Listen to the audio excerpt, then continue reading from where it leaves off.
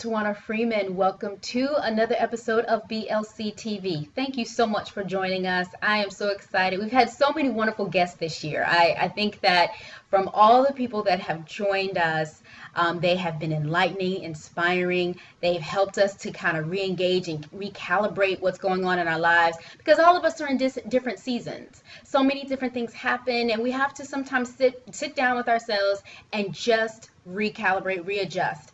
And our guest today understands that almost better than anyone.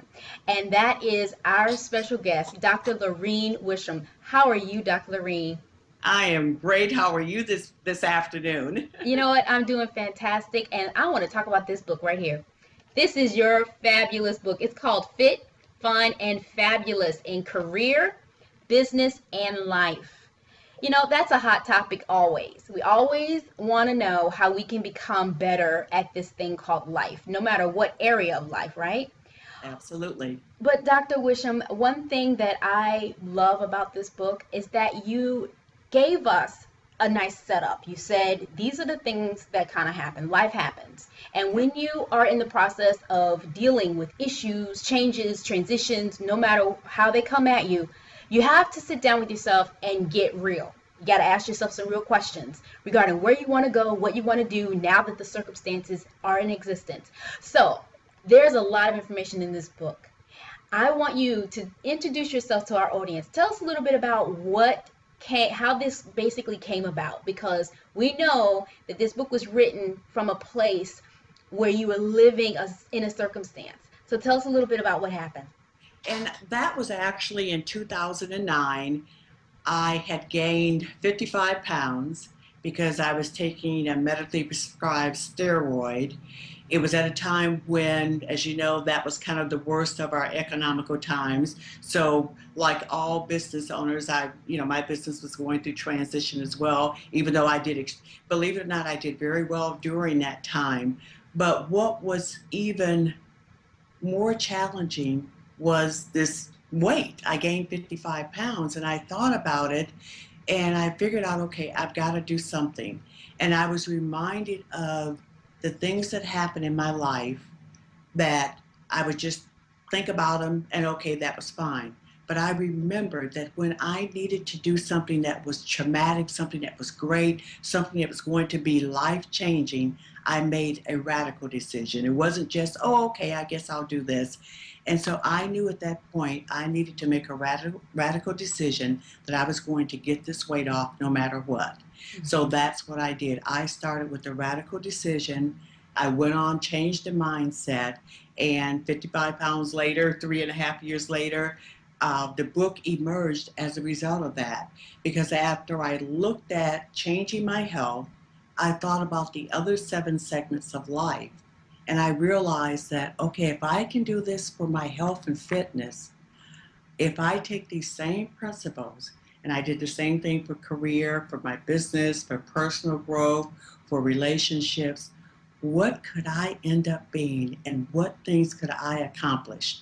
So thus I started changing every area, and over the past 3 years, I have literally, the person I am today, I look nothing like, and I don't mean in terms of looks, but just mindset, how I feel within is totally different. I'm just almost a brand new person than I was 3 years ago, 3.5 years ago. Right. And and I always talk about purpose and passion and making sure that you align yourself with what you feel you're called to do in this earth while we're here on earth.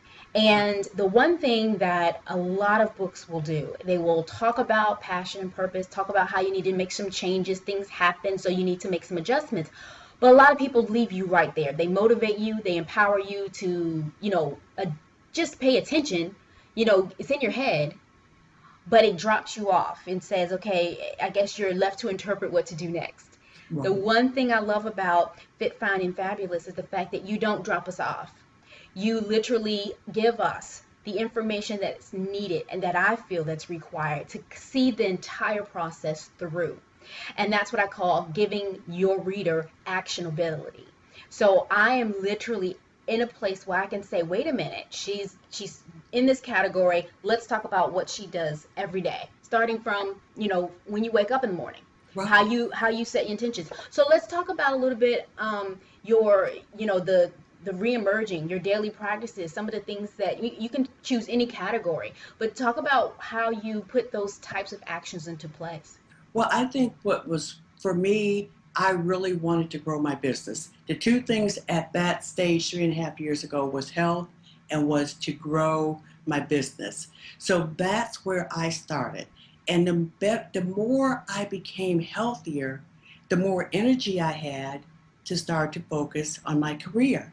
And I looked at it, I said, okay, what I'm doing, I'm consistently working out. So let's start doing something consistently in the business. Let's focus 2 to 3 hours a day on the business finances, on how to grow the business, on how to build relationships.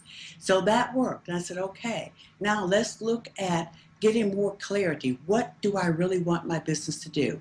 When I got clarity on the health side, wow, it made sense. The clarity was I need to lose the weight, and this is how I'm going to do it. So we developed a plan on the business side. So everything that I mimicked or that I did on the business side literally came from the health side. Right. And just following those principles, the commitment, the clarity, the consistency, and getting that momentum. But it Mm-hmm. started with making that radical decision and setting those intentions and saying, okay, what do I want to look like at the end? And then you kind of work backwards. Absolutely. You know, you've said radical twice, and I know that, in life we tend to want to make shifts and changes. We want to change careers. We want to, leave, being an employee and transition to being an employer, being small business owners. That's a real hot thing right now because of the economy has caused folk to say, hey, you know what, I can't work for anyone because I was laid off, I haven't been rehired, so I need to do something different to bring money and revenue into my household. So a lot of people have established businesses. Well, the fear associated with starting a business is very real. A lot of people aren't called to be business owners. It's very hard sometimes to get people to understand that no matter where you are, no matter what your education is, sometimes you can be the smartest person in that particular field, but still have and face the fear of running business on your own, right? So some of the things that I love about your strategy is that you have that conversation that will, I don't know, it presents what is most challenging so that you can work through it step by step. Because when I have a hard time making decisions, I have to sit down with a cup of coffee. I'm at my dining room table, my most comfortable place in my home, and I'm having this conversation about what I'm going to do, and I'm all excited about it. But then fear enters the room and sits down at the same table with me and starts discouraging the entire process. So let's talk about that radical change when fear is in the room. And that's the hard part. And I made some notes. The things that I did for me, and I call this my lifelong mantra, is that you've got to maintain that positive attitude. You've got to know that in life, fear is always going to come and it's always going to keep coming back. But every time it comes back, you allow it 5 minutes and then that's it. You take control after that period of time. The other thing that I had on my notes is that you've got to learn to overcome obstacles because we're always going to have obstacles, but you've got to get to a point in life where you say, okay, this is coming at me. I had something similar. I'm not going to let it get me down. I'm going to keep going forward. And I think for me, the hardest thing when I was losing the 55 pounds, that was a very hard time because you get on the scale and you haven't lost anything. It's been 2 weeks, but what I remembered was that I kept going. Even though the scale said one thing, I saw the end, and the end said you will be back to your size. So I think it's having that vision. The other thing is that I've got scheduled time for self, relaxation, taking care of your health, and just having time with family and friends. When I started that, things changed for me also, because at one point I was just business, business, business, business. I didn't have my other segments in place like they should be. But when I started to open up, I had time to exercise. I had time to run the business. I had time to build relationships. It changed my inside. Mm-hmm. And I think the biggest thing for me is that I quit judging my inside based on someone else's outside. Mm. And we do that so Yes. often. And then I quit copying, competing, and comparing. Oh yeah. When I saw the size 8 girls, at one point I was saying like, oh wow, I had to stop that and say, okay, this is where you are right now. Let's love who you are and let's not judge you based on their outside. That changed everything for me. Yeah, that changed everything for me too. Yeah. Because I tell you something, when you see what Dr. Wishom has done is she's shown us that it's a repeatable process in every category of your life. So if you are dealing with weight loss for the journey that you have to go on, she's saying stay focused on that area. Just don't broaden it and start focusing on multiple areas so that you have so many things going on at the same time. What you want to do is focus on the one thing that you want to work on first. And you Once, master that. And right. then you can add, but master that one. Because when I love how you said the copying, the and the comparing, and you also, what was the other C that you used? Competing. Copy, Competing. comparing, and competing. Yes, copy, comparing, and competing, because that would be the first thing that would set you back. Because then you would get discouraged. Obviously, when you're looking at someone else's business model, you see them on the internet, and you compare, you do a stare and compare where you are today, where someone else is today, and you're like, well, I should be where they are. No, that's not necessarily true. And so when you remove that image, then you're able to focus on truthfully where you are, not only personally as it pertains to the people in your life and your circumstance, but also financially, because some of the things that you have going on in your life may not allow you to be where you're comparing yourself to. So you have to really take an assessment. So when you talked about the weight loss and being successful there, what was the next thing that you moved to? Because your health was you had the energy to work on business. So what was the next thing?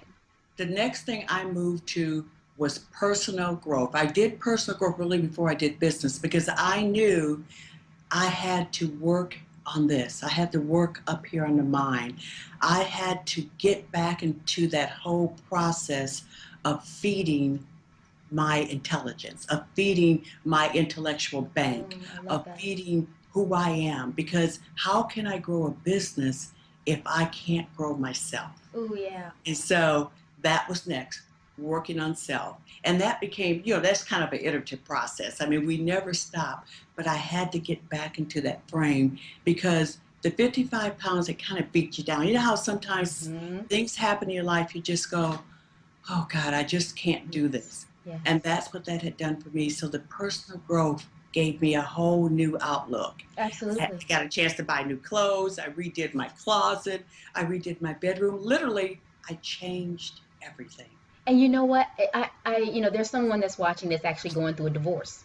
Yeah. And that's, for Dr. Wishom, it was the issue of weight loss and having to get rid of that 55 pounds. For you, it could be getting away 255-pound man or a nice sized woman that you no longer want in your life. Okay, that's just keeping it real, right? So, you have to transition out of that. So that personal growth is so important as the next thing, because you may not have seen it as an order of things, but as far as a book is concerned, you may be watching saying, I can work on something else before that. But if you look at the logic behind Fit, Fine, and Fabulous, the key here is that health wise you have to be in the right physical condition to be able to take on the stress, let's say, related to any other area, right? And then after that, if you're in a position of losing or transitioning out of something that was no longer serving you, it was no longer good for you, the next thing is having to recondition your mind so that your personal growth is adjusted, so that you become the new person that you need to be for the next level. And you talk about the next level. You talk about moving to the next level of achievement and accomplishment. But while you're in that process of climbing that quote unquote ladder or going up the rings, you have to shake off some things. So Oh the yeah. personal growth is critical to that. And I love that next step. So what happened after that? So the personal growth shifted. And the personal growth shifted, and then it became the business. And that's really when I started investing in coaching programs. I started getting involved in mastermind groups and everything. It was like a whole new world. And because I saw what could be. And that's really what the book is saying, is that fit, fine, and fabulous is what you define it to be for you. It's not what someone else defines it. Success is based on what you feel success is for you. So everybody's fit, fine, and fabulous is not going to be like someone else because it's what works for me. Yes. But I wanted to grow my business. I wanted it to be something very special. I wanted it to have all these different components. And 3.5 years later, it ended up having the components that I was looking for.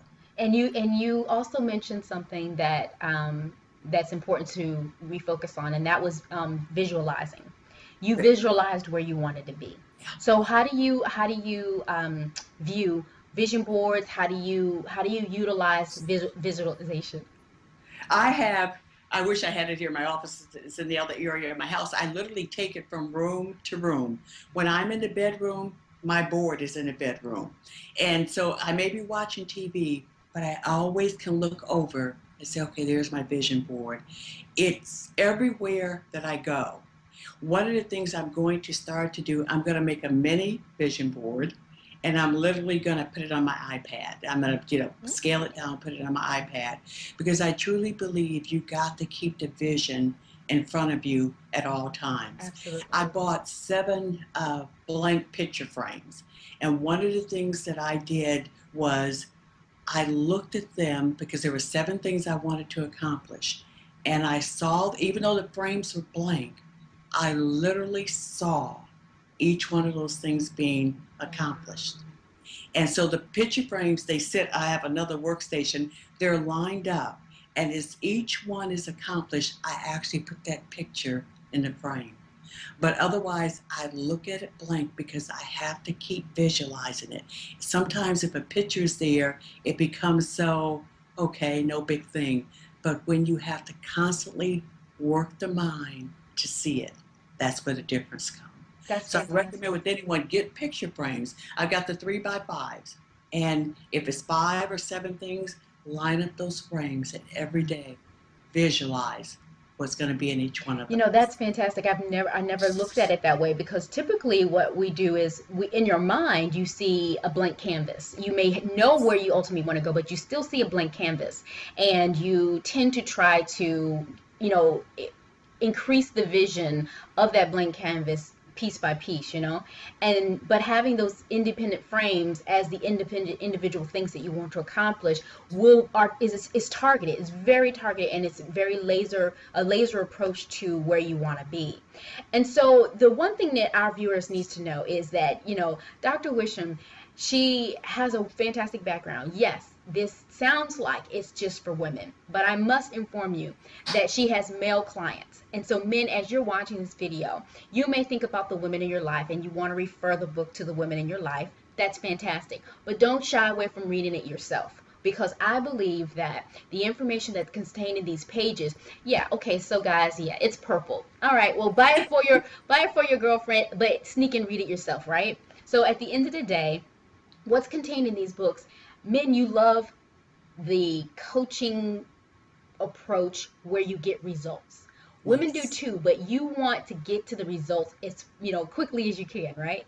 So men, understand that's what's in these pages. It is a very nice approach to action. And being a coach, being a strategist, I understand firsthand the necessity for being able to say to someone, these are the things that you have said you wanted to do, but you need to write them down, and you need to assign timelines, and you need to assign tasks. And so, Dr. Wishom, what do you say about the objectives when you are not necessarily skilled at the area that you want to accomplish. Let's say you need to go back and go to school, or how do you, when you were developing the business strategy for as the next phase of what you did, and very successfully, what were some of the things that you had to do? Because you said you went and you took some coaching classes. How did you perfect that area of your life so that you were ready to take on business? Well, you know, for me, I knew that if I wanted to be a better coach, I needed to go to someone that was 3 or 4 levels above me, learn from that individual, and then you put those things into practice. You take what you learn, but you put that personal brand of you with it, and it's always going to come out as being unique. But when you develop that plan, you literally have got to sit and think, okay, what do you want to achieve? I always say you work from the end and you work backwards. You see the vision. So the whole process that I describe in the book is that you reimagine it, you reinvent. That's the whole process of the strategic plan, and then you reemerge in the newness of who you are.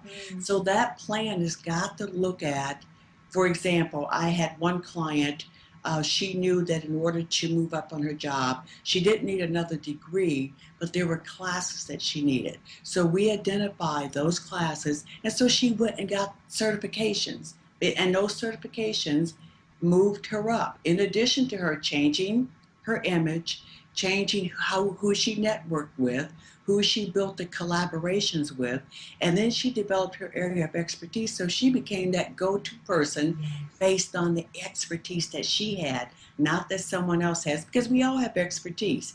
And you take those and you build on it, and then you become that go-to person.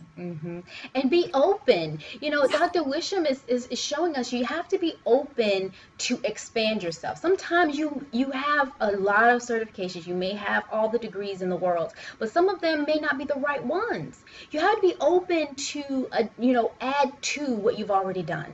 And it doesn't necessarily have to be, a lot of money. The internet is so powerful. You can learn almost anything from YouTube. If you Google it, you can find it. I mean, you can learn so much, and you can find resources that are a lot more affordable than in times past. So you have to be open to go back and equip yourself for the things. You say that, but you also got to be willing to do the work. You talked about the internet. You got to just spend some time researching, because it's out there. You can find just about anything that you want, but take the time. You're worth it. You're your most valuable asset that you have. Absolutely. You've got to invest in yourself. So how did you avoid having so much clutter? Like, for instance, when you're in the discovery phase of whatever it is that you want to do, whatever you want to accomplish, and you're in the discovery phase, you know where you want to go, but you're collecting so much. You're dragging in so many elements to help to manifest those things. So you got 4 or 5 different books. You got, the internet. You got people talking in one ear and another group talking in this ear. How do you maintain focus so that you don't get so overwhelmed that nothing gets done? Well, for me, I had one coach. I went through one program. I didn't go through 5 programs. I wasn't listening to person A, B, C, and D. I got one person that I felt aligned with what I wanted to do. That's who I listened to. And I studied everything that they did. So I only had one voice. I only had one set of materials. I didn't allow anything from the outside to come in. When people said negative things, I would just say, you know what? I want to maintain this relationship with you, but this is our boundaries. We will not talk about this subject at all, because I've got to stay focused. You're bringing too much negativity. And if they're family members, of course, you still got to love them no matter what. And there were people that were non-family members that I literally had to let go in my life because they were not pouring what I needed at that time. So get one person. If you're going to learn from someone, find one person and learn everything that you can. Read their books, their CDs, if they've got a mastermind, and immerse yourself in that. And then when you come out of it, you will be who you are, because it aligns with you, and you're gonna mesh the two together. Right. But you don't listen to 5 voices. because you're going to become more confused. Absolutely. And everyone else's opinion, you're again copying, competing, and comparing. All of that is going to slow you down. And it It's does. It mhm, does. it does. And so, okay, so how do you run your coaching practice? Because I know that your clients come from different areas of life, and they come to you and you work with them on their strategic plans, and to implement these new changes that you've outlined in this wonderful book. So tell us how you accept clients and the way you run your practice. Well, one of the things, the first thing I will give them the 5 W's, the W5 portfolio, which I talk about in the book, because they need to be able to define who they are, which is their purpose, where they are, where they want to go, who they are now, and who do they want to be. So we start right there. And then based on that, we figure out what is it going to take to get you there, which is the strategic success plan. We start to outline, what do you have to do? I'm working with someone right now, and she said to me, her birthday was 2 weeks ago, and I think she said she was 55. And she said, next year when I'm 56, I do not want to be in this same spot. I don't want to look like this again. So I said, and I knew at that point that she was ready. That was a radical decision for her. She did not, next year, that time, look that way. So what we did was, okay, what do you want to look like? And I had to just write everything. I mean, we filled up a sheet of paper. And then we went back and started to identify what things are going to give her the greatest impact in 12 months. Wow. And that's where we started. And we didn't start with 10 things.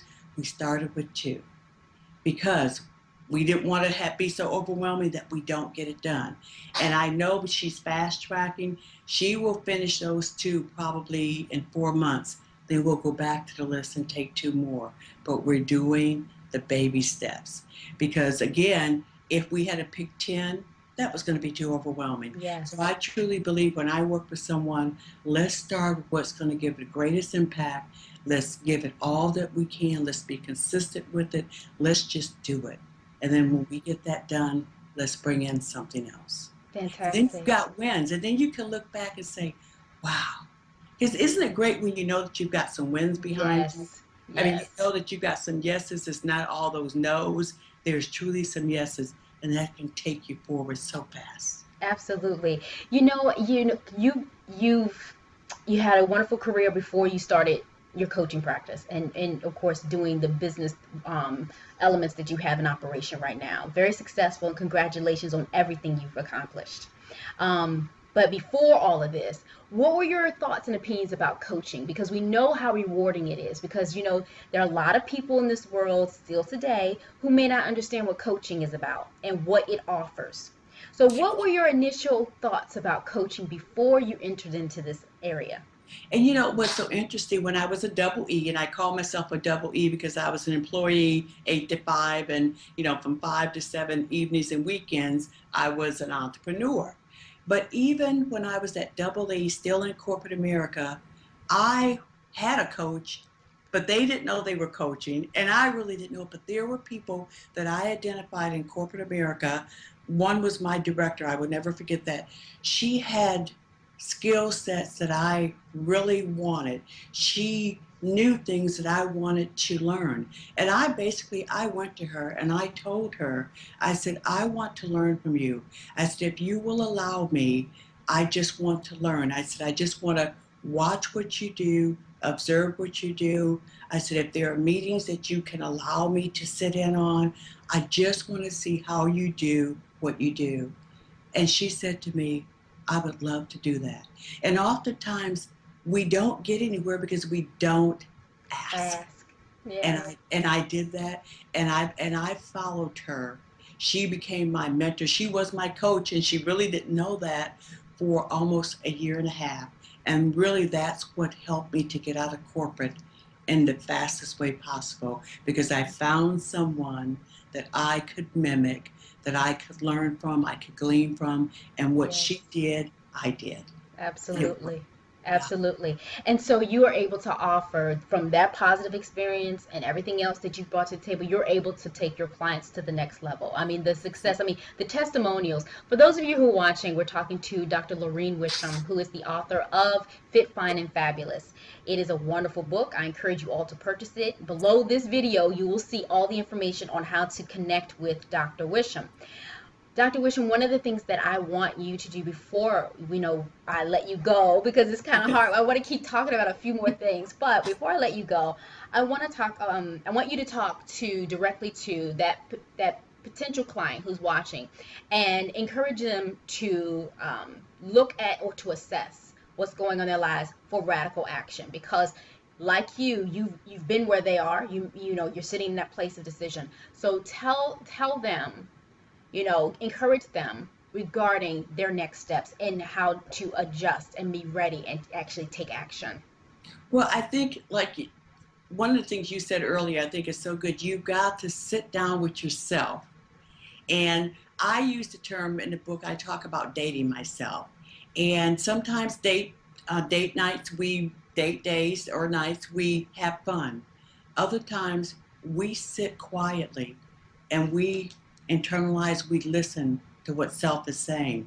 That's the hardest thing in the world, is to sit for say 30 minutes and just listen to your inner self. We don't want to do that. It's almost like, oh God, do I have to sit here and do that? And I would encourage anyone to first spend some time with who you are. Sip on a cup of coffee, a cup of tea, light some candles, but figure out who you are. And when I sat and did that process, I had a tablet and I literally wrote things that I thought about.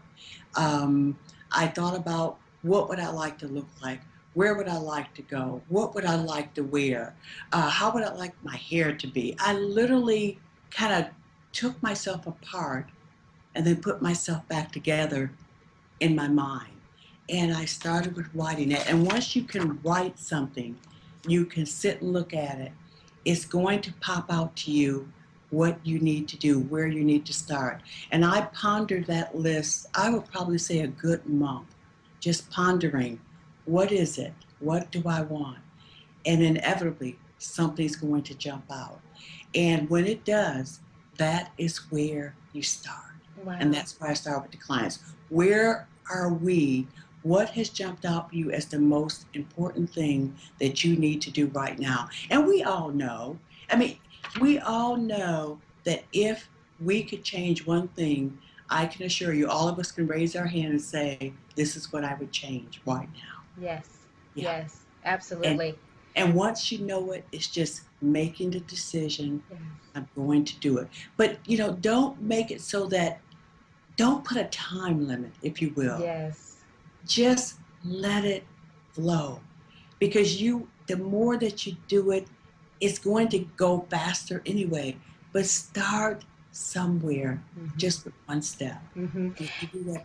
Absolutely. I think that was a wonderful way to conclude the interview, because for everything that I have learned from you today, I had the privilege of reading the book first. However, I will say that in addition to knowing that it is about taking one step at a time, focusing on one thing at a time, and not rushing the process. Yeah. Because it's a process. Yes. To follow, so, the whole idea of trying to compare ourselves and compete with other people will cause you to get out of the lane you're in and rush the process.